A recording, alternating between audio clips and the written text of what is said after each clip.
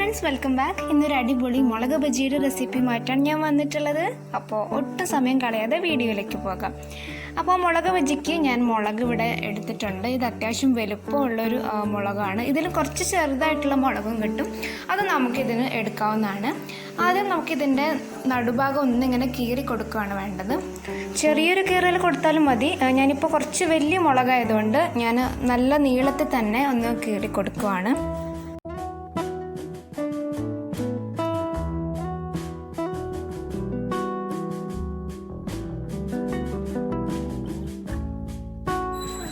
ഇപ്പോൾ മുളകെല്ലാം കീറി വെച്ചിട്ടുണ്ട്.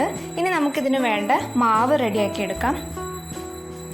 ഇതിനായിട്ട് ഞാനൊരു 4 ടേബിൾ സ്പൂണോളം കടലപ്പൊടി എടുത്തിട്ടുണ്ട്. അതിലേക്ക് 1/2 ടീസ്പൂൺ മുളക് പൊടിയാണ് ചേർക്കുന്നത്. പിന്നെ 1/2 ടീസ്പൂൺ ഉപ്പ്.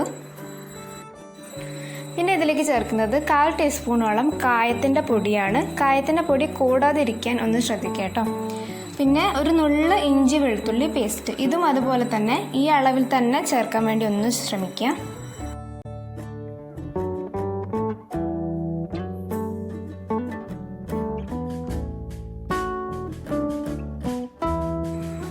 ഇതിന് നല്ലൊരു കളർ കിട്ടാൻ വേണ്ടി ഞാൻ 1/2 ടീസ്പൂൺ കാശ്മീരി ചില്ലി കൂടി ഇതിന് ചേർക്കുവാണ്. ഇനി നമുക്കിത് നന്നായിട്ട് മിക്സ് ചെയ്തിട്ട് കുറച്ച് വെള്ളം ചേർത്തിട്ടൊന്ന് മാവ് രൂപത്തിലാക്കി മാറ്റിയെടുക്കാം.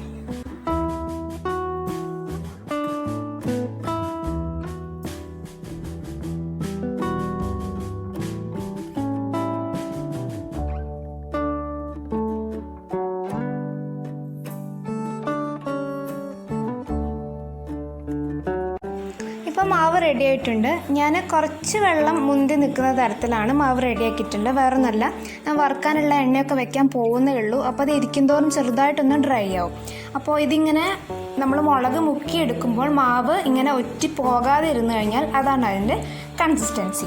ഇപ്പോൾ എണ്ണയൊക്കെ നന്നായിട്ട് ചൂടായിട്ടുണ്ട്. ഇനി നമുക്കിത് നന്നായിട്ട് വറുത്തെടുക്കാം. ഞാനിപ്പോൾ വളരെ കുറച്ച് എണ്ണ എടുത്തിട്ടുള്ളൂ.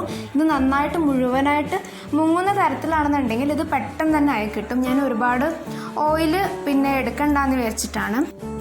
ഒരു തവണ വറുത്ത് കഴിഞ്ഞാൽ പിന്നെ ഓയിൽ നമ്മൾ വീണ്ടും യൂസ് ചെയ്യാറില്ല. അപ്പോൾ ഒരുപാട് വേസ്റ്റായി പോകണ്ടെന്ന് കരുതിയിട്ടാണ്. ഇനി അതെല്ലാം നിങ്ങൾക്ക് മറ്റെന്തെങ്കിലും ഫ്രൈ ചെയ്യാനോ അങ്ങനെയൊക്കെ ഉണ്ടെങ്കിൽ കുറച്ചധികം ഓയിൽ എടുത്തിട്ട് നല്ല മുങ്ങുന്ന രീതിയിൽ നന്നായിട്ട് വറുത്തെടുക്കാം.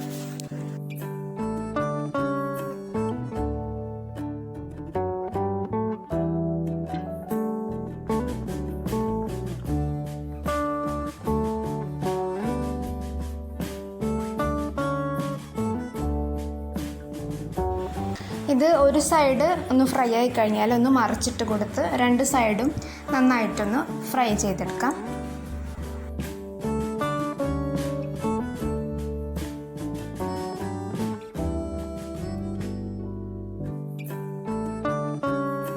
അപ്പോൾ നമ്മുടെ മുളക് ബജ്ജി ഇവിടെ റെഡി ആയിട്ടുണ്ട്. ഞാൻ എരിവും ഉപ്പും എല്ലാം കുറഞ്ഞ തരത്തിലാണ് ഇപ്പോൾ ഉണ്ടാക്കിയിട്ടുള്ളത്. അതൊക്കെ നിങ്ങളുടെ ഇഷ്ടത്തിന് അഡ്ജസ്റ്റ് ചെയ്യാം. അപ്പോൾ മറ്റൊരു നല്ലൊരു വീഡിയോ ആയിട്ട് വീണ്ടും കാണാം. താങ്ക്